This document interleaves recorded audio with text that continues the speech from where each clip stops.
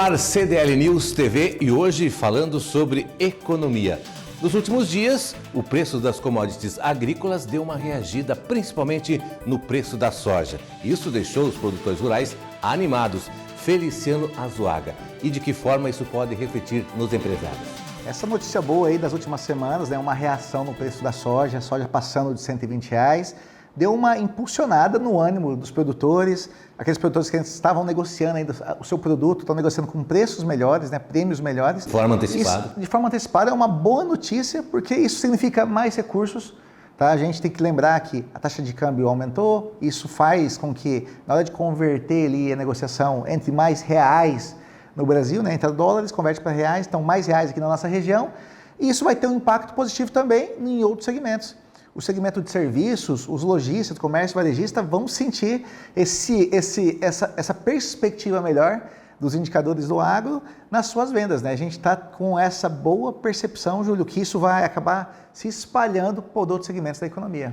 Nos índices econômicos do CISI-CDL, na parceria com a CDL deste mês, apresentou já um reflexo disso que foi na confiança dos empresários, Feliciano? Já apresentou, Júlio, nesse levantamento do mês de maio, o índice de confiança dos empresários, houve uma melhora nos indicadores, houve uma melhora em 3%, significando que os nossos varejistas perceberam vendas melhores, principalmente as vendas, foi o indicador que melhor apresentou resultado nesse mês, e também a perspectiva em relação à economia de Sinop e ao segmento empresarial também responderam muito bem, a perspectiva para os próximos 90 dias. Então, os dados estão apresentando para a gente esses bons números, e isso está se refletindo lá na ponta, que na hora que o varejista começa a perceber essa melhora no cenário, isso representa esse indicador melhor. E a gente tem que lembrar também, tem um outro fator, Júlia? A gente teve uma sequência de datas aí comemorativas, que alavancam o comércio.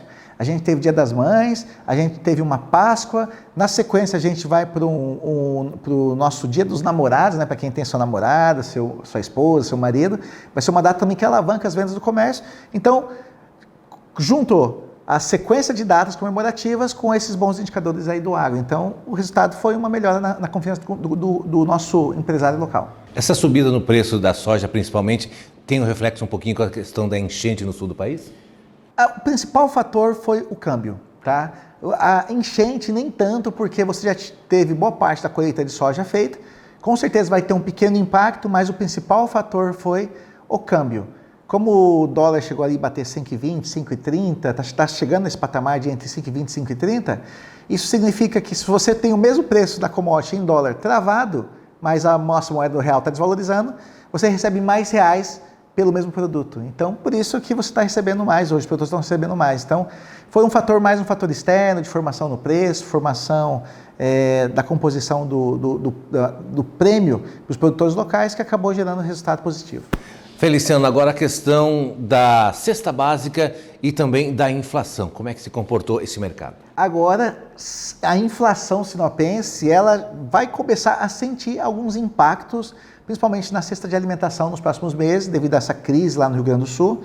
A gente tem que lembrar que o Rio Grande do Sul é responsável por 70% da produção de arroz do Brasil, é responsável também por várias hortifrutis e uma cadeia de produtos também que dependem desses insumos do agro, leite, a gente tem que lembrar a questão de leite, queijo, morango e o vinho, toda a cadeia do vinho daquela região de Bento Gonçalves ali, então é extremamente relevante.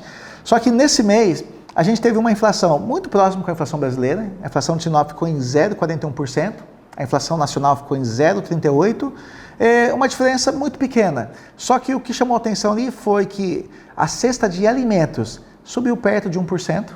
Então esse é um dado que a gente tem que ficar atento, porque alimentos com certeza vai ter algum repique, vai ter algum impacto decorrente da situação da calamidade no Rio Grande do Sul nos próximos meses.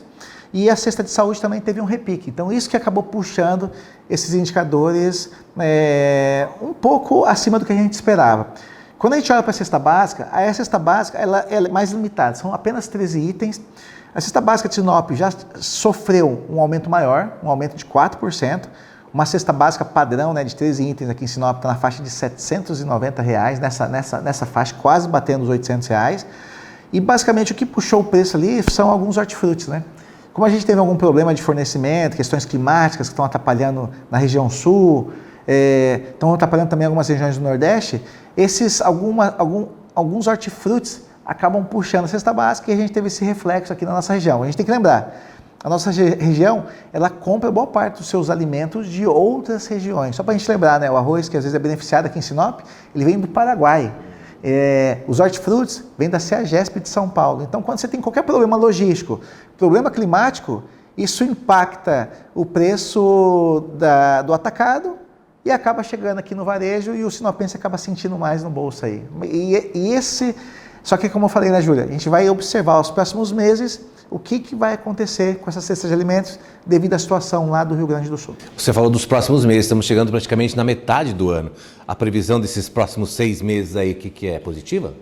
Não está tão claro, porque o que aconteceu? A gente esperava que uma taxa de juros continuasse caindo de uma forma linear, né? A redução das taxas de juros básicas da economia, que é a Selic, cai de meio ponto até o final do ano. Só que como a gente está com um problema fiscal, o governo gasta mais do que arrecada, está com uns problemas no Congresso de pautas que vão aumentar o gasto público, o mercado já começou a perceber que o governo vai ter que captar dinheiro. Quando o governo vai captar dinheiro para fechar suas contas, as taxas de juros sobem. E quem paga o pato? Quem paga o pato é quem precisa de juros, de crédito. Quem quer financiar uma casa, quem quer fazer um investimento, quem quer ampliar o seu negócio, os juros ficam mais caros e aí você tem uma retração no consumo e no investimento. E aí a economia começa a desacelerar. Então, essa situação ela mudou nesses últimos 40 dias. A situação não está tão positiva, a tendência dos juros não é de cair de forma tão rápida e somando a tudo isso, nós temos o cenário internacional que também não está muito bom. O juros americano não está caindo, se o juros americano não cai, a gente não consegue reduzir os juros aqui, e aí quem perde é o comércio, é o setor de construção civil, é o setor de venda de automóveis, de eletrodomésticos, que precisam de crédito e juros mais baixos. Então, assim, Júlio, é um cenário meio que incerto, porque lá fora tem eleição, e aí o cenário de eleição americana atrapalha todo o cenário econômico, porque vira uma pauta política, e a gente depende muito desse cenário ter uma certa estabilidade. A nossa sorte aqui na nossa região é que nós somos meio desconectados um pouco disso graças ao agro. Como o agro tem bons resultados, a economia continua crescendo e a gente tem que continuar apostando nossas fichas aí nessa recuperação do nosso setor agropecuário. Ok, vamos aguardar então os próximos capítulos. Este foi mais um CDN News TV, o canal do Logista. Continue compartilhando e curtindo as nossas mídias digitais.